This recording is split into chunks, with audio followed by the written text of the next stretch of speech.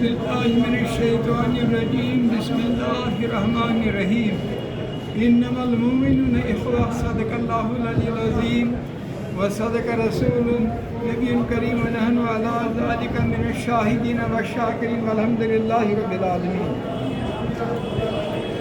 اللہ تبارک و تعالیٰ ارشاد فرماتا ہے کہ انما المؤمنون اخوہ، مومن آپس میں بھائی ہیں. اس حساب سے چاہے مشرق کا مسلمان ہو، مغرب کا ہو، شمال کا ہو، جنوب کا ہو، وہ سارے ہمارے بھائی ہیں. اگر کسی کو بھی کوئی تکلیف پہنچے گی ہم اس چیز کو محسوس کریں گے. جہاں تک MLA BJP وکرم رنداوا کا تعلق ہے، اسے اپنے مذہب کے بارے میں معلوم نہیں. اسے کیا معلوم اسلام کیا ہے؟ اور یہ بات جو وہاں پر جموں میں اس نے کہی ہے کہ مسلمانوں کو کہ آپ کافر ہیں، یہ حق اس کو کس نے دیا؟ اسی لیے ہم نے پورے مجمع میں اس کی مذمت کی اور لوگوں نے اس کی تائید کی. یہ کسی کو حق نہیں کہ وہ کسی کو کافر کہے. ہم اپنے برادران وطن کو بھی کافر نہیں کہتے، کیونکہ ان کو اللہ کی ذات پر یقین ہے، وہ اللہ کو مانتے ہیں. جو اللہ تعالیٰ کو مانے گا اس کو ہم کافر کہہ ہی نہیں سکتے. جہاں تک اس کا وکرم کا تعلق ہے، اسے تو اپنے مذہب کے بارے میں معلوم نہیں. اسے کیا معلوم کہ مسلمان کے لیے اسلام میں ہونا کیا کیا شرط ہے؟ لہذا اسے اپنی بات پر غائب ہونا چاہیے، معافی مانگنی چاہیے، کیونکہ یہ انسانیت کا مسئلہ ہے. اور جموں میں مسلمان اقلیت میں ہیں، اکثریت کو چاہیے کہ انہیں تحفظ دیں، ان کے ساتھ کوئی ایسی بات نہ کہی جائے جس سے ان کے دل کو ٹھیس پہنچے.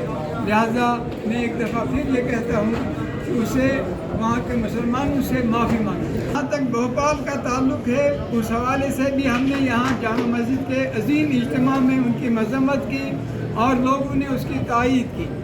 اللہ تعالیٰ کی ذات جو ہے وہ بے نیاز ہے. کوئی اگر اللہ تعالیٰ کو گالیاں دیتا ہے اس سے رب کی شان میں کوئی فرق نہیں پڑ سکتا.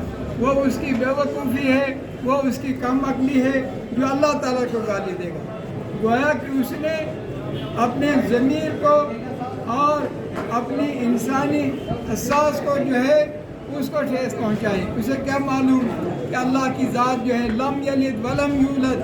ہمارا عقیدہ ہے اللہ نہ کسی سے پیدا ہوا نہ اس سے کوئی پیدا ہوا. لیس کمثلہ شیء، اللہ تعالیٰ کے مثل اس کے برابر کوئی خدا نہیں. خدا ایک ہی ہے جس کو ہم اللہ مانتے ہیں. اس کا نہ کوئی تانیث ہے نہ اس کا تثنیہ ہے، یعنی دو خدا ہم مان ہی نہیں سکتے. خدا ایک ہے، وحدہ لا شریک لہ. اللہ ایک ہے، اس کا دوسرا شریک ہے ہی نہیں. نہ اس کے مثل کوئی ہے کہ ہم کسی کو مشابہت دے دیں کہ وہ بھی اللہ کی طرف ہے، اللہ کی طرح ہے.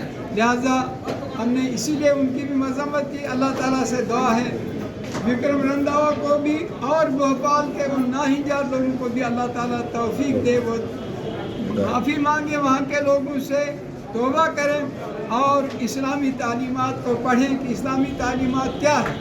جب وہ تعلیمات پڑھیں گے، بہت سارے ایسے لوگ جو قرآن کے خلاف اٹھے تھے کہ وہ اس پر قلم اٹھائیں. جب انہوں نے قرآن عظیم کو پڑھا اس کے بعد انہوں نے اسلام قبول کیا. اللہ کی توفیق دے اسلام قبول کریں اور دائم. امام صاحب، امت مسلمہ کو اس دور میں کیا کچھ میسیج دینا چاہیں گے؟